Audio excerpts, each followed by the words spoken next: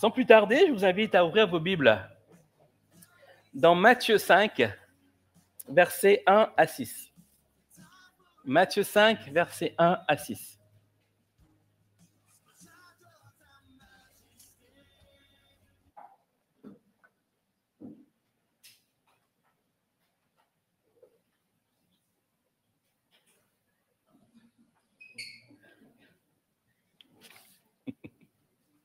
Matthieu 5, versets 1 à 6. Ce n'est pas la peine de télécharger d'application ventilateur, ça ne marche pas.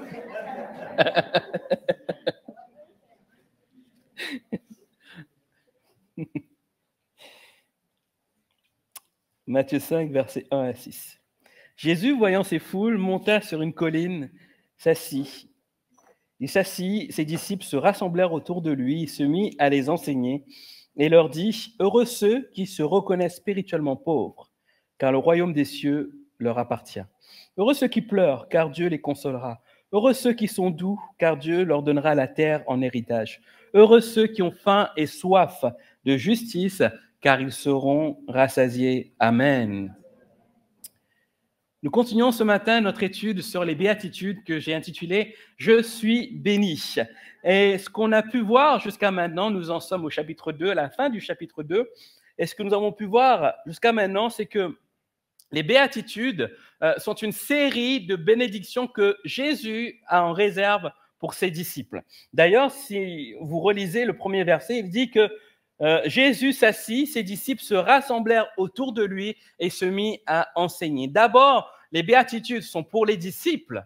Donc, si c'est pour les disciples de l'époque, c'est pour nous aussi aujourd'hui, n'est-ce pas?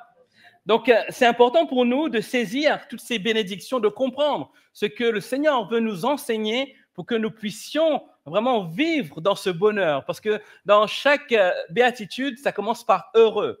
Et nous avions vu que heureux signifie bonheur, mais pas un bonheur où on gagne au loto, où on voit la France gagner au foot, mais un bonheur qui est continuel, un bonheur qui n'est pas passager, un bonheur éternel. Et il nous est même dit que c'est un bonheur divin.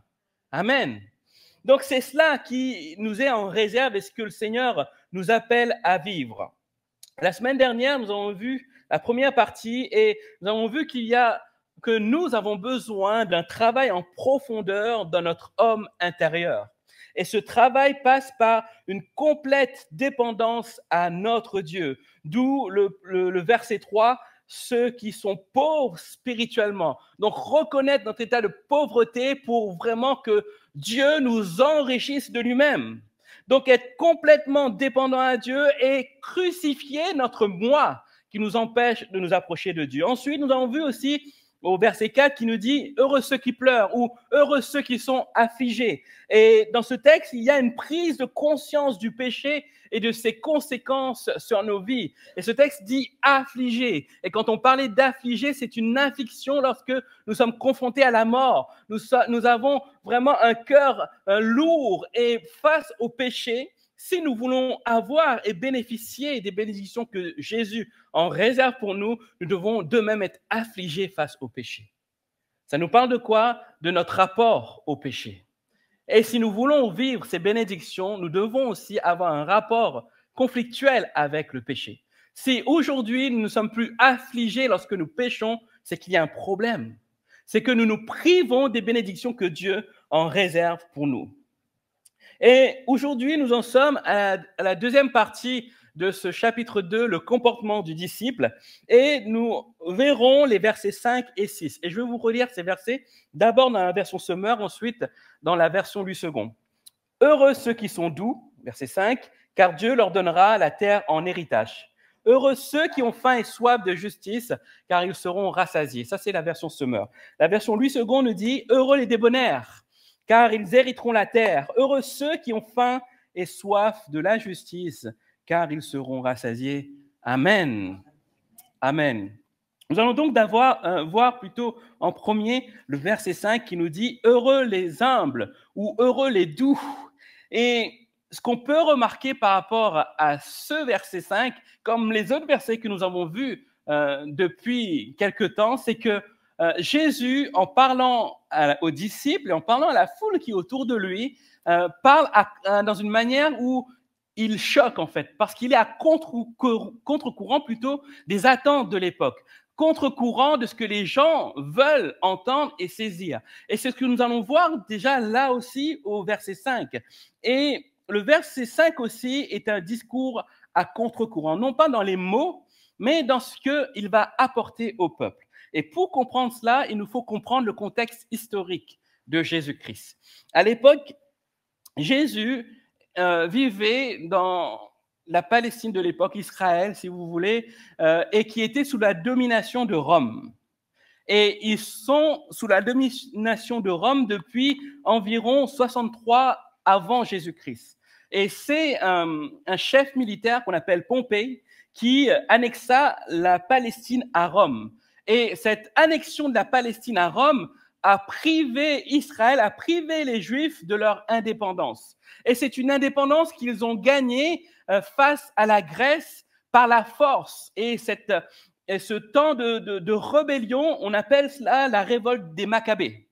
Donc, si vous voulez en savoir plus, lisez un peu ce qu'il en coûte de cette portion de l'histoire d'Israël, la révolte de Maccabées. Et quand ils se sont révoltés, ils ont eu leur indépendance. Mais derrière, Rome arrive et leur prive de leur indépendance. Et à partir de ce moment-là, c'est Rome qui va soumettre des rois à Israël. Et c'est là qu'on va découvrir les rois Hérode. Et les rois Hérode étaient un peu les rois de paille de cette époque parce que c'était Rome qui a choisi. Ce n'était pas le peuple qui choisit ce roi. Et ça me fait un parallèle un peu avec ce que le peuple d'Israël a vécu depuis le début. Au tout début, ils voulaient un roi et ils ont choisi Saül. Enfin, Dieu a mis en évidence Saül pour eux. Ensuite, Dieu a choisi un roi selon son cœur, David. Et là, ce n'est pas le peuple qui choisit, ce n'est pas Dieu qui choisit, c'est Rome. Rome qui choisit un roi, des rois pour eux et des rois qui ne veulent pas du bien en fait, ils jugent juste du pouvoir.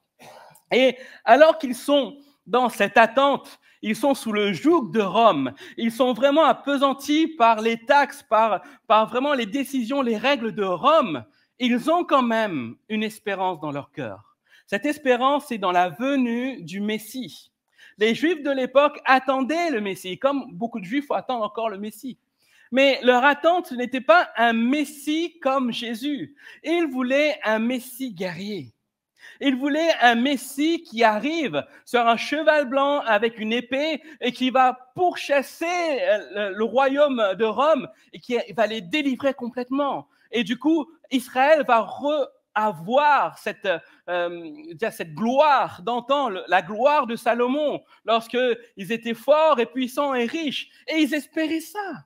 Ils voulaient ce royaume, ils voulaient un roi, ils voulaient un guerrier. Et juste à ce moment-là, Jésus arrive et prononce ces paroles dans Marc 1, verset 14-15. Jésus va dire, le temps est accompli, le royaume de Dieu est proche. Changez et croyez à l'évangile. Alors pour eux, ça fait tilt. Ils parlent de royaume. C'est quelqu'un qui vient de Dieu, c'est un homme de Dieu, donc c'est peut-être lui le Messie qu'on attend. Donc, qu'est-ce qu'ils attendent derrière? Ils attendent que Jésus arrive et leur dise, bon, voilà la stratégie, voilà ce qu'on va faire. Et s'il vient de Dieu, il y aura à la fois cette œuvre surnaturelle que Dieu fait au travers de ses envoyés. Quand il a envoyé des grands prophètes, Dieu a fait des œuvres surnaturelles. Mais à la fois, l'œuvre de guerrière un peu comme David. David qui arrive et qui combat les ennemis de l'Éternel. Et l'Éternel va les vaincre assurément. Et c'est ce qu'ils attendent. Et ils sont dans cette attente-là. Ils sont là dans une attente d'un roi guerrier. Et derrière, pour les stimuler dans cette attente, il y a 4 grands partis qui sont là et qui poussent les Juifs un peu dans cette atmosphère. Il y a d'abord les pharisiens qui étaient des religieux conservateurs. Il y a les sadducéens qui étaient des religieux libéraux, les esséniens qui étaient des mystiques, qui vivaient reclus, qui vivaient à Qumran. C'est là où on a retrouvé aussi les rouleaux de la mer morte. Il y avait aussi les zélotes. Les zélotes, c'était des activistes qui se sentaient plus concernés par la politique que par la religion. Donc tous ces hommes à la fois religieux, à la fois activistes, emmenaient un peu cette espérance d'un Messie guerrier. Et ces 4 parties avaient des attentes précises. Les pharisiens voulaient un Messie qui fasse des miracles. Les Sadducéens voulaient un Messie matérialiste. Les Esséniens disaient qu'ils voulaient un Messie monastique, tandis que les Zélotes voulaient un sauveur militaire.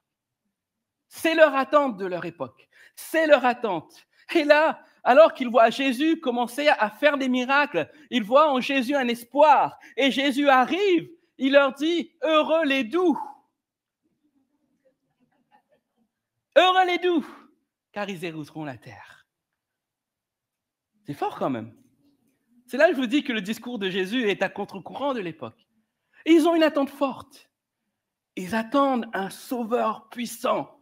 Et Jésus dit « Heureux les doux, heureux les humbles, car ils hériteront la terre. » Et ce discours tranche radicalement par rapport à leurs attentes. Jésus se présente à eux comme ce roi doux et humble de cœur. Et toute sa vie sur terre, il fut cet exemple d'humilité et de douceur et de service. D'ailleurs, il va dire lui-même, car le Fils de l'homme n'est pas venu pour se faire servir, mais pour servir et donner sa vie en rançon pour beaucoup. Quel Messie guerrier! Ce n'est pas du tout cet exemple-là. Et les religieux de l'époque ne comprenaient absolument pas le choix de Jésus. Parce que Jésus annonçait un message qui était à l'encontre de ce qu'ils attendaient. Jésus leur disait que ce ne sont pas les gens suffisants, ce ne sont pas les gens qui font leur propre justice, ce n'est pas les orgueilleux, ce n'est pas les forts, ce n'est pas les arrogants, ce n'est pas ceux qui sont pleins d'assurance et religieux qui pourront entrer dans son royaume, mais ce sont ceux qui sont brisés, affligés, humbles, affamés, assoiffés, miséricordieux. Et face à cela, on imagine leur attitude. Ils sont là dans une attitude en se disant « Non, c'est pas lui, c'est pas lui ». Jusqu'au moment où Jésus est arrêté. Et là, c'est facile pour eux de dire « Crucifie-le, crucifie-le », parce que ce n'était pas le Messie qu'ils attendaient. Vous comprenez? Jésus s'est présenté à eux comme cette voix divine, ce roi qui voulait non pas les délivrer du joug de Rome, mais les délivrer du joug de l'ennemi, du joug du diable, du joug du péché. Et ils ont refusé cela. Et pourtant, ils avaient un besoin. Ils étaient dans la souffrance. Mais leur attente ne correspondait pas à ce que Dieu voulait leur offrir. Alors, j'aimerais vous poser cette question ce matin. Qu'attendez-vous de Jésus ce matin? Qu'attendez-vous de Jésus? Est-ce que, comme le peuple d'Israël, vous attendez à un Messie qui pourforme vos ennemis, qui agit seulement pour vous délivrer? Ou attendez-vous un Jésus qui œuvre en profondeur dans votre cœur?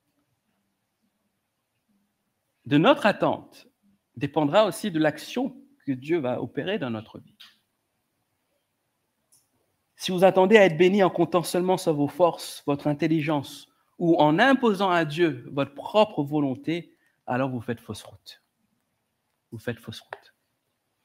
Vous savez, on aime, nous, en tant qu'évangéliques, avoir un baume évangélique. On a tous ce baume dans la poche, n'est-ce pas? Et on planifie des plans, on fait des choses quand nous sommes éprouvés dans la souffrance et on essaie de trouver des solutions et on met le baume évangélique. Seigneur, agrée. Seigneur, agrée. Mais ce n'est pas comme ça que ça fonctionne. Dieu attend de nous autre chose. Et pour nous, c'est important de comprendre ce que Jésus veut dire quand il parle d'humilité. Qu'est-ce que l'humilité que Jésus nous révèle dans ce texte? Avant toute chose, j'aimerais juste mettre en comparaison le fait d'être humble et le fait d'avoir le cœur brisé. Même si ça se ressemble, ce n'est pas du tout la même chose. Le cœur brisé est centré sur la culpabilité, tandis que l'humilité est centrée sur la sainteté de Dieu. Et quand je parle d'humilité, ce n'est pas l'humilité en disant « oui, je suis humble, je suis tranquille dans mon coin ». Ce n'est pas ça l'humilité. C'est l'humilité qui vient du cœur. Il est important pour nous d'apprendre ce qu'est l'humilité, car Jésus dit « les humbles sont heureux ». Et si nous voulons être heureux, c'est une notion importante que nous devons comprendre, que nous devons aussi appliquer dans notre vie. Et si on regarde de plus près, ce mot humble vient du grec praos, qui signifie à la base doux, paisible, tendre. Ainsi, celui qui est humble est paisible, doux, tendre, patient et soumis. Oh, quel vilain mot, la soumission. Ah, c'est un mot vilain en français. Ah, c'est quelque chose qui est tellement négatif comme mot. Parce que quand on pense à la soumission, on pense à l'esclavage. Quelque chose de lourd. Mais ce n'est pas de cette soumission que Dieu parle. Jésus va dire, mon joug est doux et léger. Et Jésus nous appelle à nous soumettre, à être sous la mission de Christ, pour vraiment rentrer dans l'humilité. Et Jésus va montrer ce caractère lorsqu'il entra dans Jérusalem. Vous vous souvenez, quand il entre et que tout le monde jette des rameaux et leur manteau, il est sur quoi? C'est un ânon. Jésus montre encore qu'il n'est pas, au peuple qui est présent, il montre qu'il n'est pas ce sauveur guerrier. Parce que s'il était ce sauveur guerrier, il ne serait pas monté sur un ânon. Il serait monté sur un cheval blanc, hein, avec l'épée à la main. Jamais j'ai vu l'histoire de David qui monte à la fin d'une bataille sur un ânon, en fait. Hein. Jésus montre encore cette preuve d'humilité. Et pourtant, c'était un moment culminant de son ministère. Tout le monde jetait les rameaux, leurs vêtements, et disait quoi? Il disait « Hosanna au fils de David ». « Hosanna à celui qui vient au nom du Seigneur ». Donc, il reconnaissait en Jésus, pas simplement un simple prophète, mais quelqu'un qui vient de la descendance de David. Et là, Jésus, il choisit l'humilité, à contre-courant. Il choisit cela. Jésus était humble et l'humilité est caractérisée par sa bonté, sa douceur, sa soumission. Et c'est la même chose pour nous. L'humilité est caractérisée par la bonté, la douceur, la soumission. Et ce n'est pas de la faiblesse, l'humilité. Mais au contraire, c'est un pouvoir sous contrôle. Je vais boire, sinon je ne vais jamais boire. L'humilité ne signifie pas incapacité.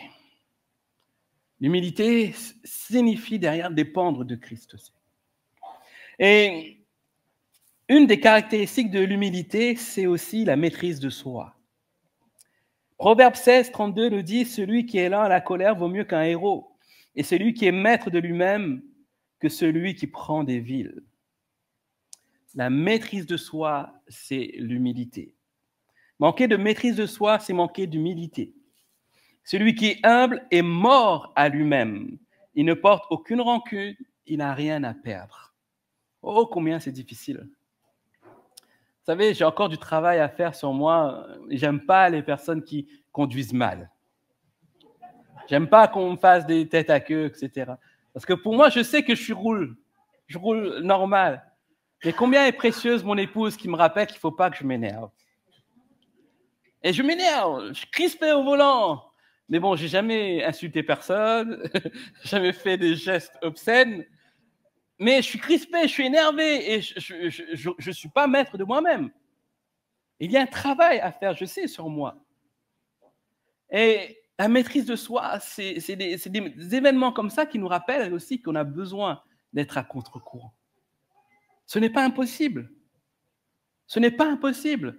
Combien j'ai appris la maîtrise de soi en conduisant depuis que j'ai épousé ma femme. Merci chérie. Mais nous avons besoin et c'est possible. Et Dieu nous appelle à vivre cela. Et l'humilité, ce n'est pas de la lâcheté, ni un manque de conviction. Ce n'est pas juste de l'amabilité humaine. Il y a John Bunyan qui disait « Celui qui est par terre ne craint pas de tomber ». L'humilité, ça appelle à ça en fait, en se disant « j'ai plus rien à craindre, je suis devant Dieu ». C'est pas grave. C'est pas grave ce qui arrive. L'humilité dit par moi-même, rien n'est possible, mais en Dieu, tout est possible. Alors, comment se manifeste l'humilité?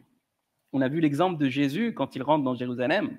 Il y a aussi d'autres exemples dans la Bible Par exemple, celle d'Abraham. Vous savez, Abraham reçoit la promesse de l'alliance avec Dieu et derrière, il est confronté à des querelles de bergers entre lui et son neveu Lot. Vous vous souvenez? Alors qu'il a la promesse, alors qu'il est l'homme légitime, qu'est-ce qu'il va dire? Quelle sera sa réaction face à la querelle des serviteurs, des bergers avec Lot? Il aurait pu dire à Lot, tais-toi, je décide, va-t'en, pas besoin de toi, moi, c'est Dieu qui m'a choisi. Mais il ne va pas choisir ça. Il va dire à Lot, choisis. Si tu vas à gauche, j'irai à droite, si je vais à droite, etc. Ce n'est pas une preuve d'humilité. Est-ce que nous sommes prêts à faire cela? Non, on veut que justice soit faite. On veut que ce soit nous, pas les autres. Ensuite, on a l'exemple de Joseph. Ses frères qui le vendent, qui l'humilient, le vendent comme esclave. Et alors qu'il est premier ministre de Pharaon, face à ses frères plutôt, quelle est sa réaction? Il va choisir de les aimer. Il va choisir de les pardonner aussi. Il va donner donc tout ce dont ils avaient besoin. Et pourtant, c'était un homme puissant. Ce qu'on peut remarquer dans son exemple, c'est que l'humilité, ce n'est pas de la lâcheté, mais une puissance qui nous permet d'abattre le moi destructeur. Parce que le moi de Joseph pouvait être destructeur à ce moment précis. Le moi de Joseph pourrait envoyer tous ses frères à la mort. Mais il n'a pas écouté son moi destructeur. Il a écouté Dieu. On a l'exemple du roi Saül. Saül qui poursuivait David et voulait le faire tuer. À un moment de leur histoire, David le rencontra par hasard et il va découvrir que Saül dormait profondément. Celui qui l'on voulait à mort, celui qui le faisait souffrir, depuis tout ce temps, était là devant lui. Il avait l'opportunité de mettre fin à sa souffrance. Il choisit l'humilité. Il choisit de ne pas le faire. Tous ces exemples nous montrent que l'humilité, ce n'est pas nous-mêmes, en fait, nos propres actions. Et se dire, qu'est-ce que Jésus aurait fait? Qu'est-ce que Dieu aurait fait? Et si ces hommes qui sont comme nous, en fait, ont pu manifester de l'humilité, c'est à notre portée aussi. Vous savez, des fois, quand on s'énerve ou qu'on voit que là, c'est le vieil homme qui va prendre le dessus, il y a comme une alarme qui se crée en nous. Je ne sais pas si vous êtes déjà arrivé. Et cette alarme, c'est le Saint-Esprit qui nous dit, non, n'écoute pas cela. N'écoute pas cela. Change. Manifeste cette humilité. Manifeste cette douceur. Manifeste cela. Et souvent, qu'est-ce qui se passe? On n'écoute pas cette voix. Et après, on regrette. On regrette tellement. On dit, Seigneur, oh, pardonne-moi. Pardonne-moi, je n'aurais pas dû faire ça. Et pourtant, c'est à notre portée. Tous ces exemples nous montrent que l'humilité n'est pas une faiblesse, mais une force. Alors, cherchons l'humilité, bien-aimés. Quel est le résultat de l'humilité? C'est le verset 6, le verset 5 qui nous dit « Heureux, heureux les humbles, heureux les doux ». Et souvenez-vous de ce mot « heureux » qui veut dire bonheur divin, bonheur intérieur, un bonheur perpétuel. Si nous recherchons l'humilité, alors nous aurons accès à ce bonheur divin. Ensuite, il est dit qu'ils recevront la terre en héritage, l'héritage. Et ce que Christ veut dire ici, c'est que nous entrons dans son royaume. Nous sommes héritiers, nous sommes vraiment à la place où Dieu nous veut. C'est comme si que nous retrouvons cette position d'autorité originelle sur la terre qu'avait Adam avant qu'il chute. Ceux qui sont humbles de cœur retrouvent cette position-là. Et c'est une bénédiction pour nous. Le mot héritier en grec signifie recevoir un lot donné en partage. Et ici, Jésus nous dit hériteront la terre. Et c'est un peu un futur. Et nous serons dans ce royaume qu'il en réserve pour nous aussi. C'est ce qui nous attend aussi, bien-aimés.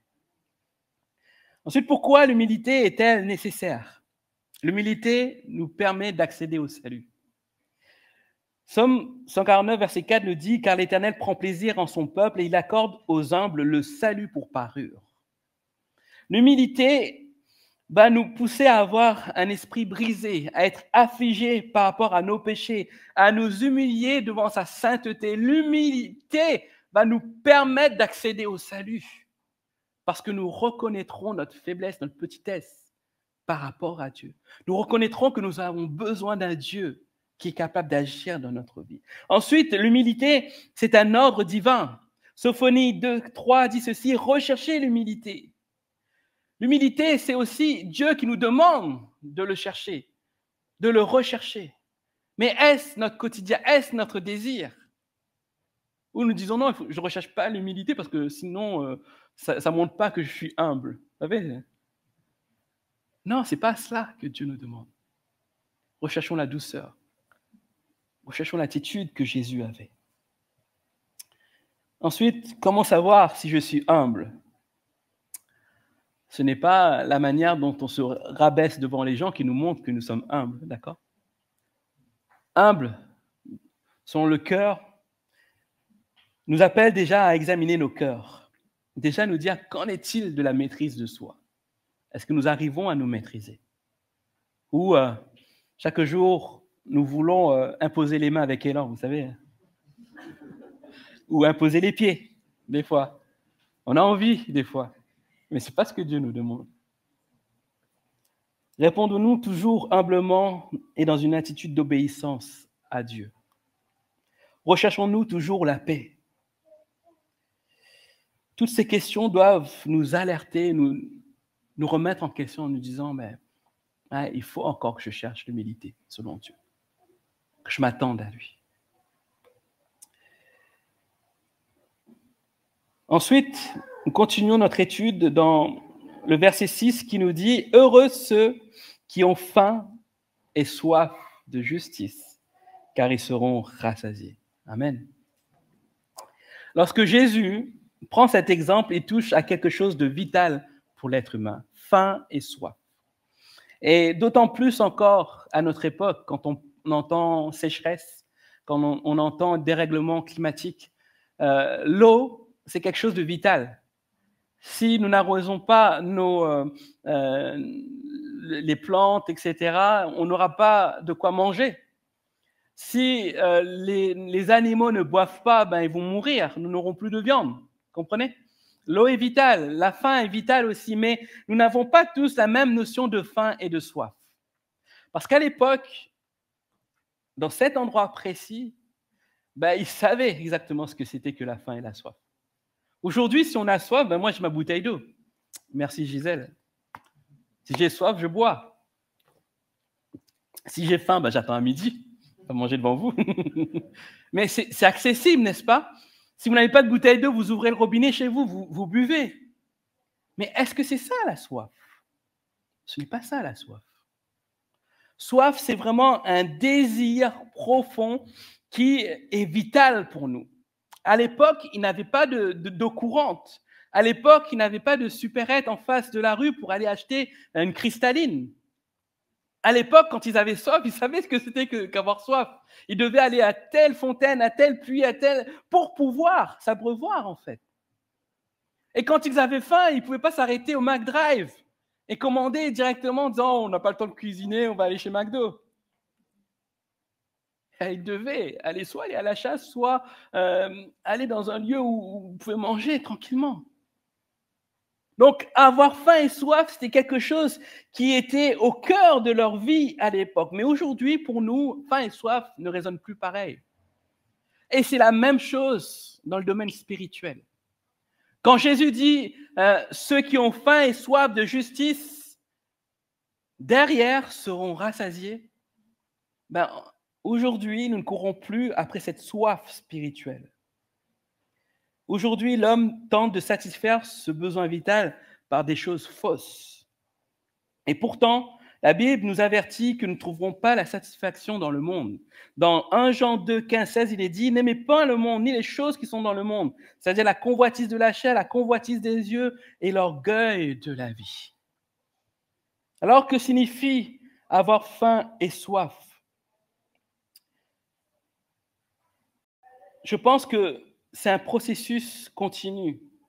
Si on n'a pas faim et soif de justice, alors il y a quelque chose qui nous manque dans notre vie. Plusieurs ont expérimenté cette faim et soif. Premier exemple, c'est Moïse. Moïse, alors qu'il descend de la montagne avec les tables écrites avec le doigt de Dieu, il descend et il est ébloui par la gloire de Dieu, par une partie de la gloire, parce que personne ne peut voir Dieu et vivre. Il était juste ébloui par la partie de la gloire et personne ne pouvait le voir. Et cet homme a connu une expérience tellement extraordinaire, spirituellement forte. On aurait pu se dire que Moïse allait dire, mais ça me suffit, je suis rassasié. Mais plus loin, Moïse va dire, fais-moi voir ta gloire, Seigneur. Fais-moi voir ta gloire. Moïse ne s'était pas satisfait de ce qu'il a vécu, mais il voulait encore plus de Dieu. David même disait dans Psaume 63, « Je te cherche, mon âme a soif de toi, mon corps soupire après toi. » C'est une recherche continuelle. C'est une soif. Et à la fois, le texte nous dit que nous serons rassasiés, mais à la fois, c'est une insatisfaction dans le fait d'être rassasiés parce que, oui, ça nous fait du bien, mais on veut encore plus. Est-ce que nous sommes dans cet état d'esprit lorsque nous nous approchons de Dieu? Est-ce que nous avons cette faim et cette soif de voir Dieu à l'œuvre dans notre vie? C'est des questions que nous devons nous poser. Alors, de quoi devons-nous avoir faim et soif? Le texte nous dit de justice. Et le mot justice signifie le fait d'être en règle avec Dieu. Ça veut dire que le vrai bonheur dans la vie est d'être en règle avec Dieu. Et pour être en règle avec Dieu, ça nous ramène à deux notions, le salut et la sanctification. Si nous avons faim et soif de Dieu, parce que lorsque nous nous approchons de Dieu, il y a quelque chose qui démarre dans notre cœur. Même si on ne connaît pas Dieu, il y a une soif profonde dans notre vie, une soif de spiritualité qui va nous pousser à nous approcher de Dieu. Et cette soif-là va nous permettre de découvrir Dieu. Cette soif, derrière, va nous faire comprendre notre petitesse par rapport à Dieu. Cette soif va nous faire comprendre que nous avons besoin de nous réconcilier avec Dieu, de lui demander pardon par rapport à nos péchés. Et cette faim et cette soif va nous conduire au salut. Ensuite, faim et soif de la justice nous emmène aussi vers ce processus de sanctification. Nous devons avoir faim et soif d'avoir envie d'être sanctifiés. Et ce processus n'est pas un processus qui se termine. Et personne sur la terre qui est vécu, qui vit encore, que ce soit le plus petit chrétien jusqu'à l'apôtre intergalactique de l'espace, etc., personne ne dira un jour « je suis satisfait, je suis complètement saint ». C'est une étape de notre vie jusqu'à notre mort parce que nous sommes encore dans ce corps immortel. Ce corps qui nous pousse, qui nous fait aussi travailler avec notre vieil homme. Et tant que c'est là, nous travaillons dans ce processus de sanctification. Mais que signifie la sanctification? C'est de faire un travail sur nos cœurs, d'enlever tout ce qui ne plaît pas à Dieu pour que nos vies tendent vers la perfection. La sanctification, ce n'est pas quand nous sommes morts et qu'il y a des miracles et que derrière un groupe d'individus se réunit et dit comme ça, oui, il est saint parce qu'il y a eu des miracles qui sont faits, maintenant on va l'appeler Saint Andy. C'est pas ça la sanctification biblique.